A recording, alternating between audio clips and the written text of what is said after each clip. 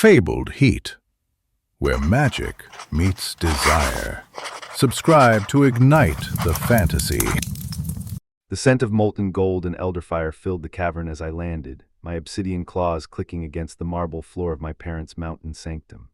The sound echoed through the chamber, a reminder of my presence. Mother's tail lashed like a whip, her emerald scales glinting in the torchlight, casting a mesmerizing dance of shadows on the walls. Father's smoke-laden sigh billowed across the chamber, carrying the weight of his disappointment. Another prince, Liora, the third this season. Where's your ambition? Your pride, the words stung, and I felt a familiar surge of defensiveness. I shifted into my humanoid form, my dark curls tumbling over shoulders still shimmering with residual magic. The lie tasted like ash, bitter and unconvincing. Princes are practical. Their kingdoms pay ransoms quickly. I repeated the phrase, trying to sound convincing, but it felt hollow. Practical, since when do dragons settle for practical? His claw still extended, gestured to the frescoes above, depicting our ancestors spiriting away empresses, warrior queens, sorceresses whose power scorched the stars. The images seemed to come alive, and I felt a pang of longing. My pulse thrummed, and my mind began to wander. Somewhere far below this mountain, in a hidden valley kissed by moonlight, she waited. Seraphina, the crowned princess of Australian, with her wildfire hair and the treasonous poetry she whispered against my scales when she thought I wasn't listening. I couldn't help but smile, remembering the way her words made me feel. I found Seraphina kneading dough in the sunlit cottage I'd built her, flour dusting her freckled cheeks like constellations. The smell of freshly baked bread wafted through the air, making my stomach growl with hunger. Her laugh cracked the stillness, and I felt my heart skip a beat.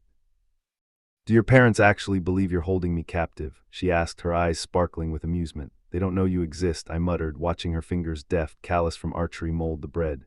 Those hands should wield crowns, not loaves. The thought sent a shiver down my spine. She arched a brow, her expression teasing.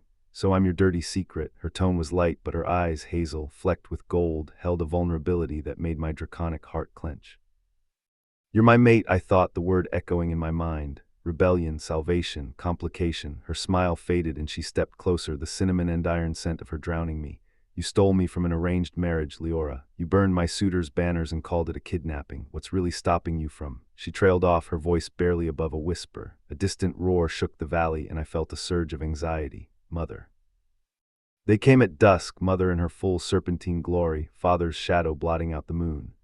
Seraphina stood unflinching on the cottage porch, a bread knife glinting in her hand. A princess. Mother's snarl ignited the pines, the flames casting a golden glow over the landscape. "You shame our bloodline with this farce." Fire surged in my throat, and I felt my scales bristling with defensiveness. "She's not a farce," I growled, stepping between them, my wings spreading to shield Seraphina. "She's my mate." The word hung in the air, ancient and irrevocable. Seraphina's breath hitched, and she looked up at me, her eyes searching.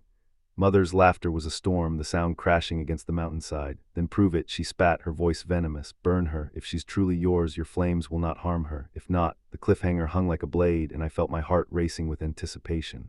I thought back to the first time I met Seraphina, the way she smiled at me, the way her eyes sparkled with mischief. I remembered the way she whispered poetry against my scales, the way her words made me feel alive. I knew that I would do anything to protect her, to keep her safe, and so I steeled myself, preparing for what was to come.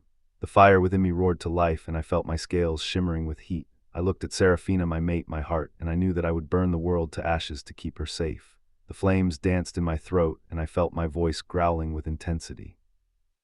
"I will prove it," I said, my words echoing through the valley. "I will burn her, and I will show you that she is mine." The words hung in the air, and I felt the weight of my mother's gaze upon me.